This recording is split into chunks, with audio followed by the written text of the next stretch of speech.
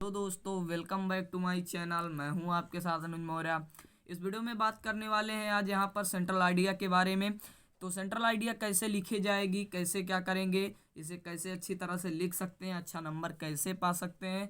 तो एग्ज़ाम की दृष्टि से बहुत ज़्यादा इंपॉर्टेंट है और ये हमारा ये 4 नंबर में आएगा। और ये हमें बहुत ही अच्छे से लिखना है, बहुत ही सावधानी से, क्योंकि अगर इसमें थोड़ी सी मिस्टेक कर दी आपने तो आपके 4 नंबर जा सकते हैं। तो यहाँ पर ये 11th क्लास का एक फोटोग्राफ का जो हमारा पार्ट है, पहली पोयम है, उसका मैंने यहाँ पर सेंट्रल आइडिया लिखा हुआ है और उससे मैं आपको बताऊंगा कैसे लिख सकते हैं अच्छी तरह के। तो नाइन्थ नाइन्थ और 10th में तो हमें सेंट्रल आइडिया भी लिखने को मिलती थी और पोयम भी लिख सकते थे। दोनों में से हमारा ऑप्शनल होता था, कोई भी आप सिलेक्ट कर सकते थे। आपको पोयम लिखना अच्छा होता था, लिख सकते थे, और सेंट्रल आइडिया भी लिख सकते थे। तो लेकिन अब 11th और 12th का रूल अलग हो गया है। अब यहाँ पर हमें पोएम लिखने को नहीं मिलेगा, अब यहाँ पर सिर्फ और सिर्फ हमें सेंट्रल आइडिया ही लिखने को मिलेगा।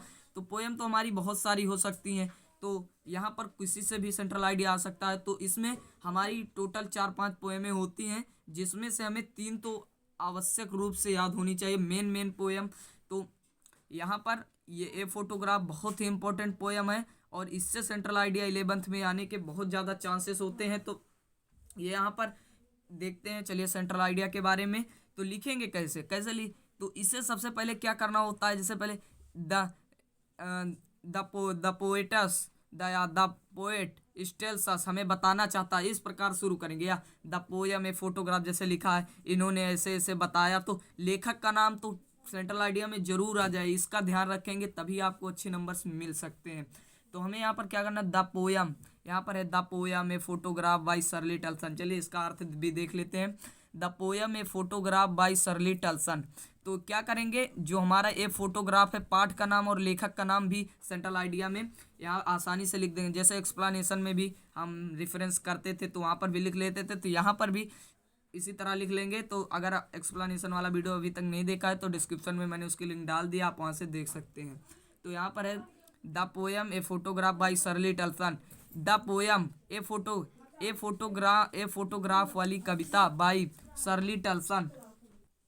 सरली टल्सन यहाँ पर बताना चाहते हैं, डिसीव्स मतलब बताना चाहते हैं द 3 स्टेज ऑफ लाइफ। इस पोयम ए फोटोग्राफ में सरली टल्सन यहाँ पर हमें जीवन के 3 स्टेज, 3 चरणों के बारे में बताना चाहती हैं। चाइल्डहुड बचपन का, एडल्टहुड यहाँ पर यौनावस्था मतलब 30 से 40 वर्ष के बीच की उम्र, एंड डेथ और मृत्यु की। द पोएट्स डिस्क्राइब्ड, यहाँ पर पोयम तो यहाँ पर ये पूरी तरह उनकी माता के एक फोटोग्राफ के ऊपर यहाँ पर पूरी तरह निर्भर है। तो यहाँ पर बात इनके फोटोग्राफ की हो रही है, तो यहाँ पर ज़्यादातर शब्द फोटोग्राफ और उनकी मदर के से आएंगे, तो मदर से रिलेटेड क्वेश्चन यहाँ पर शब्द आएंगे। तो कह रहा है the poets described a photograph that capture some memorable moments of her mother's childhood.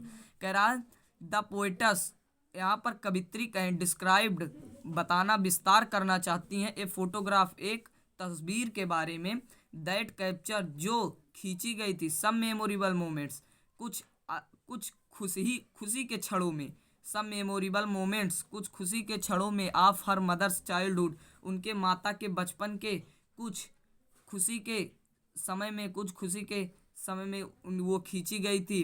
The poem is tribute, यह पोयम पूरी तरह आधारित है to the his mother's life, उनकी माता के चरण,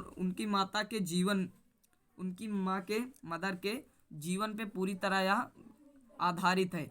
which makes her disappointed on the C holiday, जो उन्होंने जो खुशी अपने समुद्र के किनारे अपनी छुट्टियों में जताई थी, वहाँ पर इसका वर्णन किया गया है। तो यहाँ पर ये बताना चाहती हैं यहाँ इस प्रकार।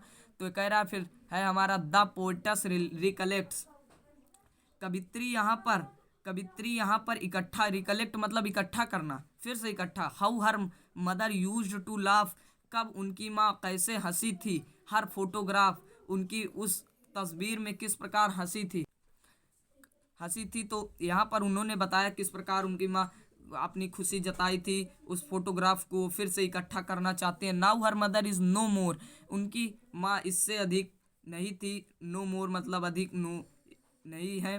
सी has no words to express her grief, वे उनके और जीवन के और जीवन के चरणों के बारे में वे और ज़्यादा विस्तार नहीं कर सकती। सी इज़ मच अनहैप्पी, वह बहुत दुखी होती हैं अपनी माँ के, जो उनकी माँ की डेथ हो गई वो बहुत ही दुखी होती हैं।